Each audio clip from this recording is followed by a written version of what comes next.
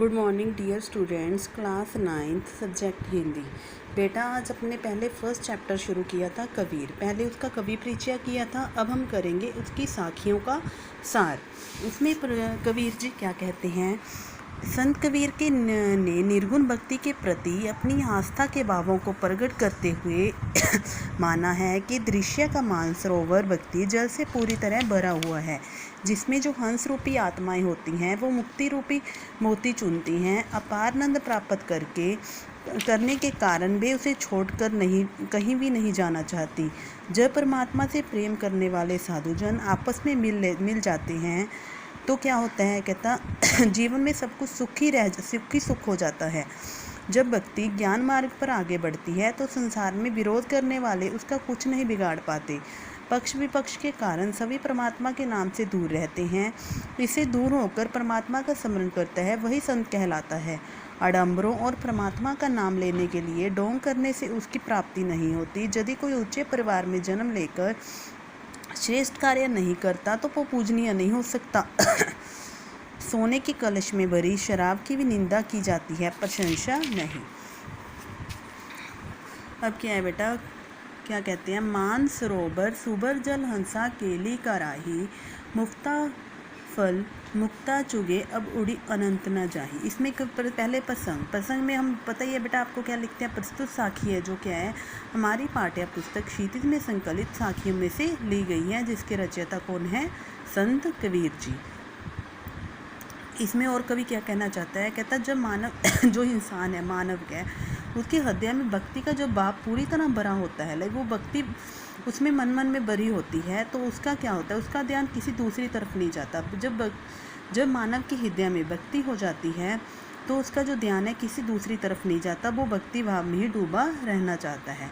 व्याख्या। इन लाइनों में क्या कहता है कबीर साखी में, कबीर कहते हैं कि हृदय रूपी जो मानसरोवर है जब भक्ति के जल से पूरी तरह भरा होता है, जो हृदय जो मानसरोवर है जब भक्ति के जल से पूरी तरह भरा होता है तो जो हंस रूपी आत्माएं होती हैं उसमें क्रीड़ाएँ करती हैं। हंस रूपी जो आत्माएं होती हैं उसमें क्रीड़ाएँ करती हैं। वे आनंद से भरकर मुक्ति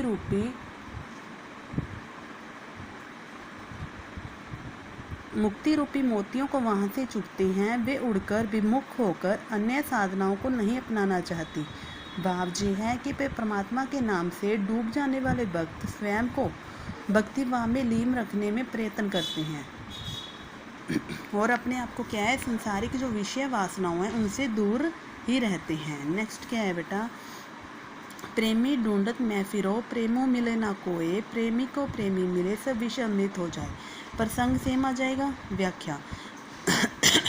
व्याख्या में कबीर जी क्या कहते हैं, कहता परमात्मा के नाम से प्यार करने वाला प्रेमी, परमात्मा के नाम से प्यार करने वाला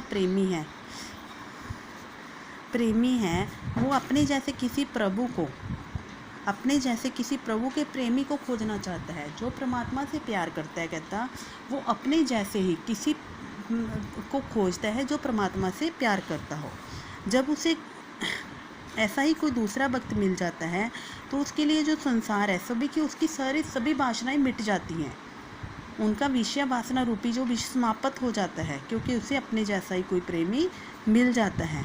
तो वो दोनों प्रभु भक्ति की परिपक्व हो जाती हैं और उन्हें संसार में कोई रुचि नहीं रहती।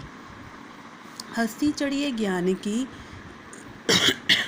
सहज दुलीचा डार, समान रूप संसार है भूकन दे जखमार। कबीर जी इसमें क्या कहते हैं बेटा, हे मानव, कहता तुम जो ज्ञान रूपी हाथी पर सहज सबरूप स्थिति रूपी गलीचा डालो। जैसी स्थिति होती है वैसा गलीचा डालो। वह संसार तो कहता है अज्ञानी है। तो कबीर जी क्या कहते हैं, ये संसार तो अज्ञानी है, ये तो कुत्ते के समान व्यर्थ में भौंकता है। इसकी परवाह किए करे बिना तुम्हें इसकी परवाह नहीं करनी, तुम्हें इसकी परवाह किए बिना तुम्हें अपना व्यर्थ भौंककर अपना समय बेकार नहीं करना चाहिए। इन्हें अपना समय बेकार करने दो, तुम भक्ति के मार्ग पर आगे बढ़ते जाओ। पखा पकी के कारने सब जगह रहा बुलान, निरपक होई के कहरी बजे सोई संत सुजान।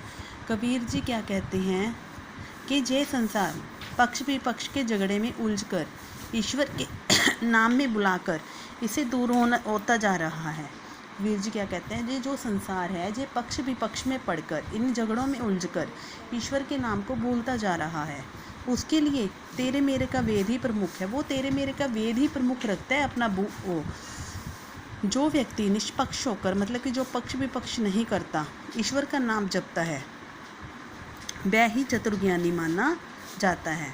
भाव जी है, जैसे संसार तो क्या है, झूठा है, हमें यहीं रह जाना है। इस संसार को छोड़ने के बाद जब मनुष्य इस धरती से जाएगा तो उसके साथ क्या जाएगा, वो शरीर नहीं जाएगा, उसके साथ क्या जाएगा, उसके सद्कर्म जाएंगे और भक्ति जाएगी।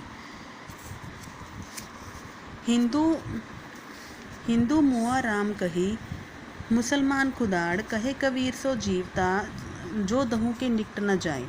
कबीर जी इसमें क्या कहते हैं, कहते हैं हिंदू और जो मुसलमान दो है, हिंदू और मुसलमान है, वो वास्तविक रूप में ही वो भगवान के वास्तविक रूप को नहीं समझते, ईश्वर के वास्तविक रूप को नहीं समझते। वो आपस में लड़ाई कर रहे हैं। किस लिए लड़ाई कर रहे हैं, वो कहते हैं जी हमारा राम है, वो कहते हैं हमारा अल्लाह है। इस संसार में कहता वही इंसान सावधान है, कहे कबीरा सो जीवता, वही इंसान सावधान है जो इन दोनों के फैलाए हुए धोखे के जाल में नहीं फंसता।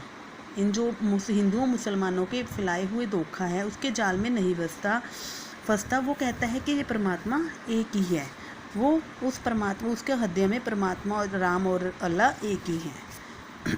काबा फिर काशी, वया रामी वया रहीम, मोरचून मैदा वया बैठी कबीरा जी। कबीर जी इसमें क्या कहती हैं, चाहे मुसलमानों के पवित्र धार्मिक स्थल काबा में जाओ, या हिंदुओं के धार्मिक स्थान काशी में जाओ, उसे राम के नाम से ढूंढो या रहीम से, रामी वया रहीम, चाहे राम के नाम से ढूंढो चाहे रहीम के, वे वास्तव में क्या है, एक ही है। वो राम भी एक है, रहीम भी एक है, वो ईश्वर एक है, उसमें कोई भी भेद नहीं है। मनुष्य अपनी भिन्न अलग अलग सोच के कारण उसको अलग मानता है, परंतु रियलिटी में, सच में, सच्चाई में क्या है, वो एक ही है। कहते जैसे मोटा आटा ही तो मैदे में बदलता है, जो मोटा आटा होता है वैसे वो ही मैदे में बदलता है, इसलिए इसमें भी कोई मौलिक भेद नहीं है। हे मानव, तू उन्हें बैठकर फिर से कहीं भेदभाव से खा अपना पेट भर। भाव जी है, परमात्मा को कहीं भी ढूंढो, किसी भी नाम से पुकारो, वो परमात्मा एक ही है। ऊंचे कुल कहाँ जन्मिया, ये करनी उच्च न होए, सुब्रन कलश सुरबरा, साधु निंदा सोए। इसका साखी में कवि क्या कहते हैं, ऊंचे वंश में कहते जन्म लेने से कोई लाभ नहीं है। अगर ऊंचे वंश में जन्म ले लिया तो इसका मतलब ये नहीं है कि वो ऊंचा हो गया।